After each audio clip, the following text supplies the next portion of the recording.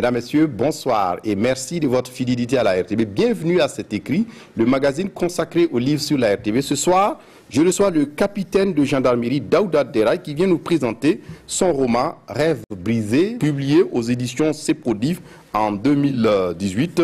Bonsoir. Bonsoir, M. Pinault. Merci de venir nous présenter votre premier roman, je précise, parce qu'après ça, vous avez édité un recueil de poésie. Mais déjà, je rappelle que vous êtes un Pandore, vous êtes capitaine de gendarmerie, et certainement vous avez souhaité la plume pour dénoncer un certain nombre de tares dans la société. On va y revenir avec votre premier roman, Un rêve brisé. Et le rêve brisé, c'est un ouvrage d'une centaine de pages, environ 120 pages. Tout à fait. Et ça raconte l'histoire de Safoura. Oui. Safoura, une jeune adolescente de 18 ans qui quitte son village, Tengbila, c'est bien ça? Tengbila. Pour venir en ville. Ouais. Elle vient pour trouver du travail. Elle vient pour réaliser ses rêves. Ouais. Donc, merci de m'avoir invité. Et le premier livre que j'ai écrit, c'est un roman intitulé Un rêve brisé, de 121 pages. Et comme vous l'avez dit, c'est l'histoire d'une jeune fille, Safoura, 18 ans, qui a quitté son village Tengbila et qui est venue en ville. Et son objectif, c'était de réaliser son rêve. Comme elle l'a dit dans le livre, je viens en ville, je cherche de l'argent et je repartirai au village pour faire mon commerce. Et elle est venue auprès de sa tante Liam, qui est comme on appelle dans la société, une placeuse, c'est-à-dire elle positionne les filles de ménage dans des foyers. Et donc, c'est sa tante qui lui a permis d'avoir un travail dans une famille, la famille Kolo. Oui. Et Safoura s'y intègre facilement. Elle est très appréciée de sa patronne, Sophia, mais aussi des enfants de la patronne. Oui, elle est appréciée parce que c'est une travailleuse, elle travaille bien, elle est dégourdie et elle cherche à apprendre. Elle a dit même à sa patronne une fois qu'elle souhaiterait apprendre tous les mets de la ville pour ouvrir un grand restaurant dans son village. Ça montre tout son engouement quand elle est arrivée dans ce couple-là pour travailler. Et finalement, elle est très bien appréciée pour le travail qu'elle fait pour la famille Kolo, mais le patron Kolo ne voit pas cet investissement pour la famille seulement, mais il voit autre chose en Safoura. Il faut dire qu'au début, il la néglige parce que bon, c'est une jeune fille du village de 18 ans qui est arrivée, pas plus. Mais avec le temps qu'elle passe dans la famille, elle commence à être un peu plus, si on peut le dire en guillemets, plus propre. Voilà, il commence à s'apercevoir que c'est une belle femme et à avoir des idées. Et donc, Kolo va succomber au charme de Safoura, son charme juvénile, puisque à l'époque, elle n'avait que 18 ans. 18 ans. Et il résiste, mais finalement, il finit par abuser d'elle.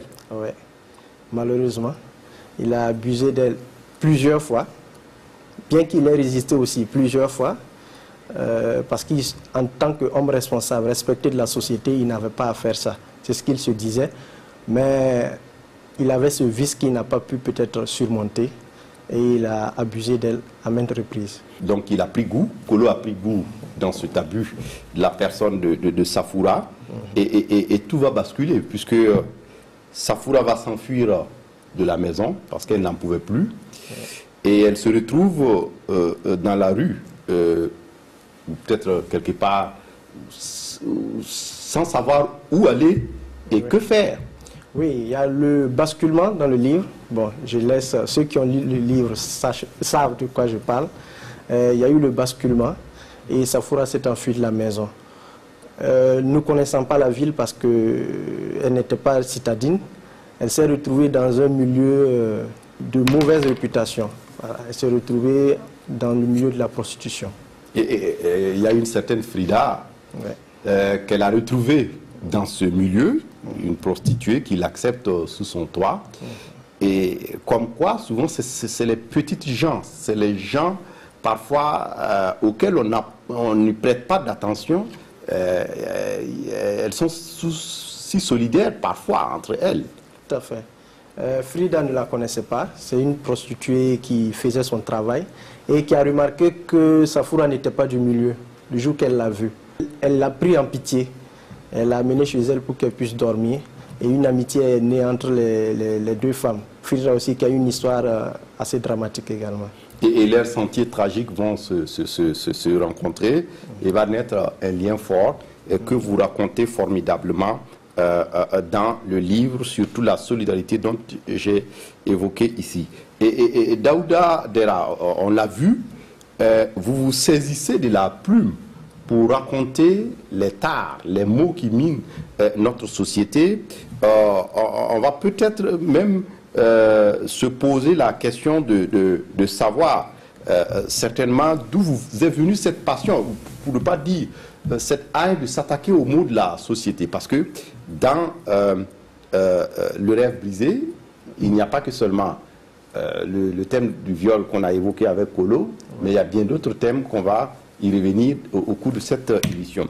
Et donc la question que j'ai à vous poser, pourquoi c'est dévoué pour les couches défavorisées? Pour vous, l'arme peut-elle être remplacée par la plume? Tout à fait. Tout ce qui peut permettre de sensibiliser et de permettre à ce qu'on vive dans une société harmonieuse et de paix doit être utilisé. Voilà. Au-delà de l'arme, il y a aussi la plume. C'est une arme douce. Et vous avez utilisé le roman, un genre littéraire, somme toute aujourd'hui, qui donne parfois du fil à retordre, puisque les gens estiment qu'on n'a pas le temps de lire. Vous aurez peut-être pu le faire sous forme de nouvelles. Pourquoi le roman? Il faut dire que le roman permet de mieux cerner le sujet. Si j'avais écrit des nouvelles, ça allait être plusieurs petites histoires, peut-être liées entre elles, mais qui allaient être dissociées quand même. Mais dans le roman, j'ai une histoire cohérente, du début à la fin, qui permet de pouvoir mieux choquer la société en griffe, parce que c'est l'objectif, choquer pour que les gens prennent conscience. Et quand on le regarde, votre roman, de façon structurelle, nous renvoie certainement à une écriture assez éclectique, une écriture assez spéciale où votre style ne laisse indifférent dans la mesure où c'est du roman, mais vous allez droit au but. Ouais. Dans vos descriptions, vous ne vous embarrassez pas de certains accessoires. Vous savez, on m'a dit au début que les gens n'aiment pas lire. J'ai plutôt dit que les gens n'aiment pas lire le futile. Voilà. Et donc, mon idée, c'était qu'il y avait un message à faire passer et il fallait pouvoir faire passer le message convenablement. Donc, il fallait se débarrasser de tout ce qui allait rendre lourd le livre et qui allait diminuer l'intérêt en fait du lecteur vis-à-vis du livre. Oui, et ici, on le sent, votre capacité à prendre des sujets, somme toute, des sujets banals, et de les rendre intéressants, comme quoi, aujourd'hui, on peut trouver de l'intérêt. On n'a pas tout écrit, et on n'écrira pas forcément tout. La société évolue, et les thèmes sont multiples. Et l'écrivain, il est dans une société, il s'inspire de la société, et donc tant qu'on vivra, il y aura forcément une inspiration pour écrire sur n'importe quel thème. Et d'où vient cette capacité peut-être à prendre des faits réels qui peuvent sembler peut-être banals, comme je le dis, et à les rendre assez intéressantes dans une démarche fictionnelle, romancée, bien agencée, parce que c'est de ça qu'il s'agit dans un rêve brisé. Vous avez pris peut-être un sujet peut-être connu de tous, et la perspective ici, c'est de pouvoir le rendre intéressant, et à travers, par exemple, votre narrateur, qui est omniprésent, omniscient, rien n'a été laissé au détail. Ici, on peut le dire ainsi. Oui, parce que l'idée, c'était de justement aller dans le détail, toucher la sensibilité de tout un chacun. Que n'importe quel lecteur qui a ce livre dans sa main puisse se sentir concerné par les sujets qui sont traités. Voilà, qu'il se sente concerné par ce qui est dit là-dedans et qu'il prenne conscience qu'il peut aussi jouer son rôle là-dedans. Oui, et votre espace fictionnel, c'est le village, oui, mais c'est beaucoup plus la ville. Comme quoi l'espace urbain, pour vous, c'est l'espace du rêve. Oui, c'est l'espace du rêve. On a plein de jeunes dans les villages, dans les zones rurales, qui rêvent de venir en ville parce qu'ils sont convaincus que c'est là où se trouve le bonheur. Pas forcément. Et donc l'idée, c'était justement dans la description, dans les décors, de montrer le côté rêve, mais dans le sens infrastructure, dans le sens lumière et tout de la ville. Mais dans les faits, ce n'est pas forcément le rêve, parce qu'il y a des réalités qui sont très douloureuses. Donc on peut être désillusionné par peut-être cette ville qui peut faire rêver quelque part. Tout à fait. Daouda Dera, on va parler un peu de vos personnages. Vous avez Safoura, l'héroïne de votre roman. Cette jeune adolescente de 18 ans, désillusionnée finalement vers la fin. Mais vous avez aussi Kolo, le chef de famille, le violeur, celui qui abuse de Safoura. Et vous avez Sophia, sa femme, cette épouse naïve, soumise et puis voilà, candide. Mais d'abord, attardons-nous un peu sur le personnage de Kolo. Pour vous, Kolo, c'est d'abord avant tout un violeur. Et Kolo nous rappelle beaucoup d'hommes dans cette société qui pensent qu'ils peuvent, de leur statut, abuser ou peut-être en faire trop dans la société. Tout à fait. Effectivement, Kolo, dans la description du livre, c'est un monsieur qui a réussi socialement, parce que c'est un homme d'affaires qui voyage beaucoup, voilà, qui a une belle femme, des enfants. Et personne ne peut s'imaginer dans la société qu'un tel homme, avec un tel statut social, puisse en venir à de telles bassesses. Voilà. Et c'est cette contradiction des faits que je voulais montrer en fait. Montrer que l'habit ne fait pas le moine, tout court. Oui, l'habit ne fait pas le moine, mais Kolo aussi, finalement, est-ce que c'est peut-être une maladie, pour ne pas dire une tare pour ces hommes, de penser que dans la famille, on peut abuser de ces petites gens, ces domestiques qui vous aident et qui sont peut-être des bonnes à tout faire? Bon, je ne saurais pas dire si c'est une maladie, mais ce qu'il y a, c'est que l'homme est un être de raison. Et dans le livre, il a tenté de résister. Il faut le souligner, il a tenté à plusieurs reprises. Il a résisté, mais les circonstances et les situations l'ont fait succomber aussi. Nul n'est parfait. Et c'est ce qu'il faut retenir là-dedans. Oui, il y a à l'opposé sa femme, cette épouse soumise, cette épouse peut-être qui vit dans la candeur, peut-être dans la naïveté. Est-ce finalement pour vous le destin de la femme dans le foyer? Ça doit être cette femme soumise? Non, pas forcément. Chaque couple a ses réalités. Voilà. C'est une question d'entente. Le plus important dans un couple, c'est l'harmonie. Le mari et la femme doivent se comprendre. Si le mari veut que sa femme reste à la maison, si c'est elle aussi son souhait, elle restera à la maison. Mais nous ne sommes plus de cette époque féodale. Oui, il y a Frida également, un autre personnage qui peut être considéré comme l'anti-héros. Bien qu'elle soit prostituée, vous la décrivez comme quelqu'un qui a un grand cœur. Vous la décrivez comme quelqu'un qui est prompt à venir en aide aux autres. Comme quoi, souvent, c'est peut-être pas le métier que vous faites, qui peut paraître être un métier honteux, qui peut vous empêcher d'être humain tout court. Frida est certes une prostituée, mais c'est un être humain qui a un vécu, qui a un passé et qui a une tragédie en elle, une tragédie qu'elle a vécue. Et elle sait ce que c'est que la souffrance. Et donc dès qu'elle a vu Safoura, elle savait immédiatement que cette fille était dans la détresse et il fallait l'aider. Donc pour vous, l'humanisme n'est pas l'apanage de quiconque. L'humanisme, c'est l'apanage de tout ce qui est personne humaine tout court. Tout à fait. Parce que si on regarde dans le livre, le monsieur Kolo, qui était l'homme parfait socialement, c'est lui en fait le bourreau. Et la prostituée, qui est celle qui est décriée par toute la société, se retrouve être la bienfaitrice.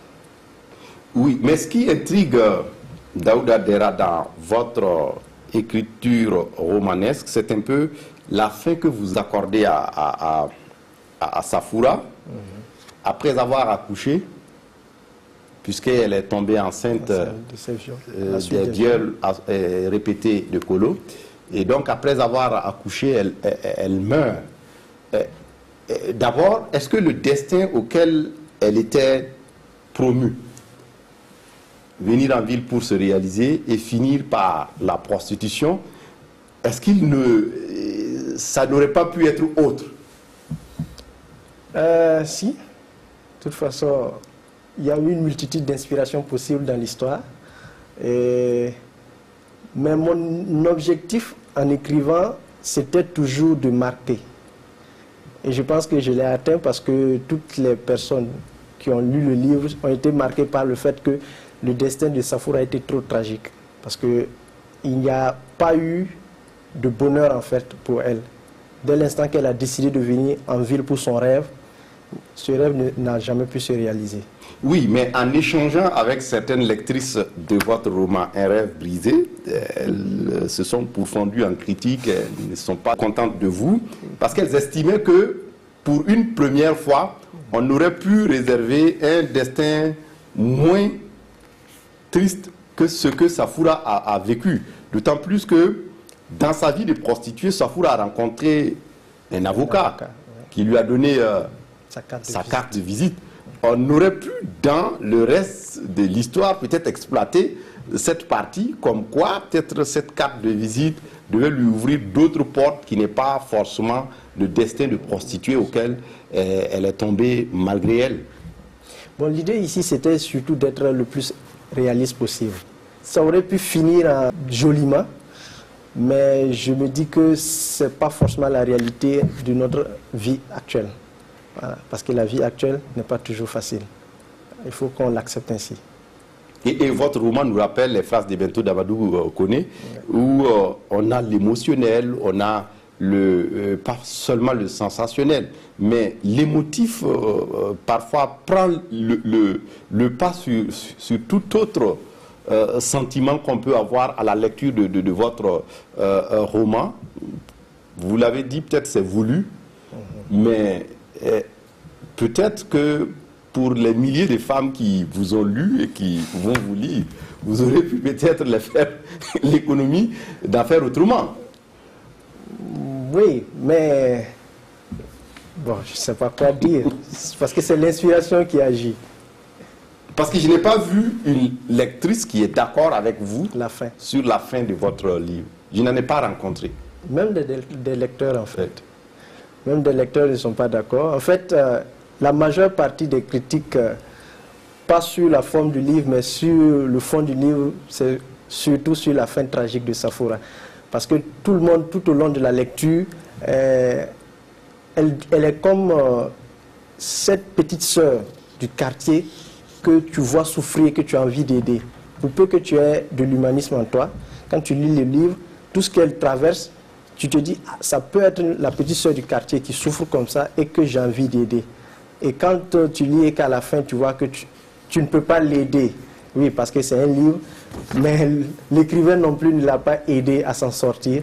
Ça fait un pincement au cœur, c'est vrai. Tout à fait. Voilà. C'est vrai que vous mettez en exergue ce travail des bonnes qui font tout, mais qui, par rapport à qui on n'est pas souvent reconnaissant.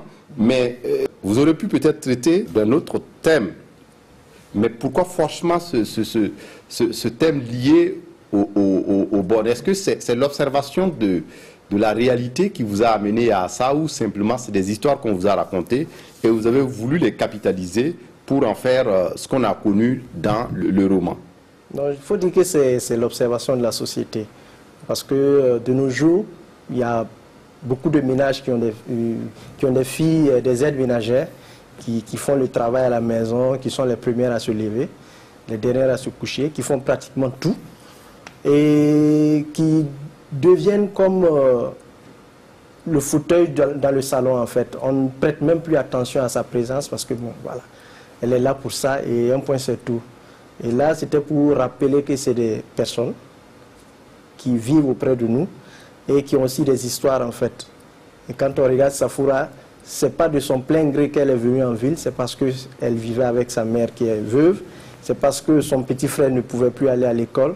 Donc elle est venue dans l'optique en fait d'aider tout ce monde et également de pouvoir s'en sortir. Il y a toujours une histoire derrière une personne. Oui, et il y a aussi peut-être votre style d'écriture. On le voit ici, c'est un roman simple, plein de saveurs, comme l'a dit quelqu'un, mais c'est avant tout un roman qui se lit comme une série, un peu comme les séries de films qu'on peut avoir. On s'attend peut-être à une suite par rapport à l'enfant de Safoura. On verra bien. On verra bien. C'est pas, tout dépend de l'inspiration.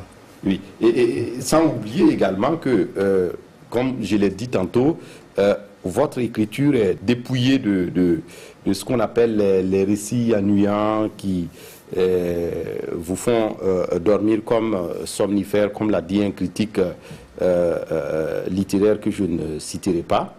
Aujourd'hui, de plus en plus, on voit des corps habillés dans l'écriture, un peu comme s'ils se sont affranchis d'une certaine censure. Est-ce que, pour vous, l'écriture vous permet d'aller au-delà de peut-être ce que vous ne pouvez pas dire en tant que gendarme, de ce que vous voyez qui est réel, que vous dénoncez, que vous aurez pu dénoncer, que vous ne pouvez pas dire, vous vous réfugiez derrière l'écriture? Est-ce que l'écriture, c'est un refuge pour vous? Je ne dirais pas un refuge, mais je dis c'est une passion. C'est une passion bien avant de devenir gendarme, bien avant de devenir militaire. J'aimais écrire et heureusement que la hiérarchie militaire également m'a permis de publier, sinon c'est juste une passion que je vis. Oui, une passion et certainement que nous avons d'autres projets en cours. Je le rappelais tantôt, cette année 2020, vous avez publié un recueil de poèmes. Ouais. Et peut-être que d'autres œuvres vont suivre. Tout à fait. Tant que je pourrai, j'écrirai. Pas de souci. Oui.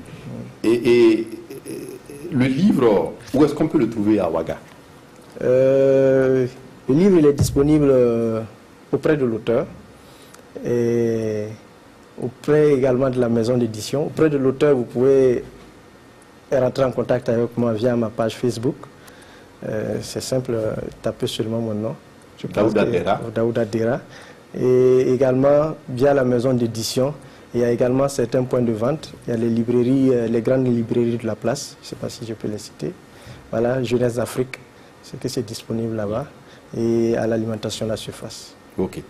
Et elle coûte l'œuvre, je veux dire, toujours 3200. Tout à fait. Daouda Dera, merci d'être venu nous présenter votre premier roman, Un rêve brisé, publié aux éditions Cepodif en 2018. C'est un honneur pour nous de vous avoir reçu sur ce plateau. Vous reviendrez à chaque fois que de besoin et que vous sentirez le besoin de venir parler littérature, de venir parler livres. Merci beaucoup à vous, M. Kindo. Et je tenais également à remercier toute la hiérarchie, la chaîne hiérarchique des Forces armées nationales, qui m'a permis d'écrire et de vivre ma passion, ma famille également, mes amis et mes proches collaborateurs également qui me soutiennent. Merci beaucoup. Voilà. Merci à vous également pour votre attention à cette émission et à la semaine prochaine pour un autre numéro de cet écrit. Au revoir et à bientôt.